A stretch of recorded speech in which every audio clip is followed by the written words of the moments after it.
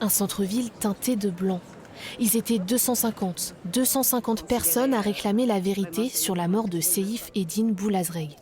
Ça fait une semaine que je cours pour voir la vérité de mon fils comme il est mort. C'est pas une chute de 4 mètres 50 qui fait tout ça à mon fils. Mon fils il était battu à mort. Et je veux la justice.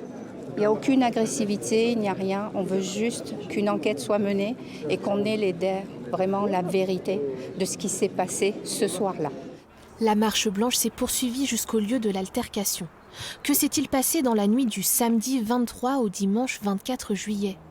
Au QG, Seif Eddine Boulazreg se présente. Il tente d'entrer en boîte avec ses camarades, mais est refoulé à l'entrée. Ce refus d'accès à l'établissement va plonger cet individu dans une colère vive et va l'amener à commettre des dégradations devant l'établissement, ce qui va conduire à une intervention des vigiles et à l'appel de la police.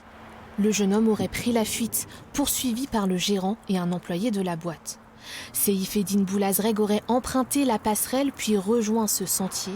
Son corps aurait été retrouvé au pied d'un muret de 4,5 mètres. La police précise être arrivée après le départ de Seif.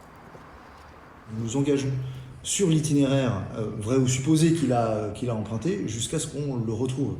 C'est-à-dire qu'on n'est pas au pied, c'est pas de la chasse à courre, on n'est pas au pied derrière cet individu à le poursuivre. On vient finalement pour malheureusement constater la présence de cet individu au sol.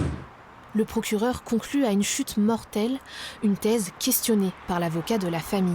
Quand on voit les constatations médicales, c'est-à-dire des hémothorax, des hémorragies multiples dans tout le corps, le foie écrasé, des hémorragies très très importantes sur le crâne également, on a tendance à s'interroger, parce qu'on a également consulté nous-mêmes des médecins, sur la réalité d'une simple chute qui aurait causé de tels dégâts.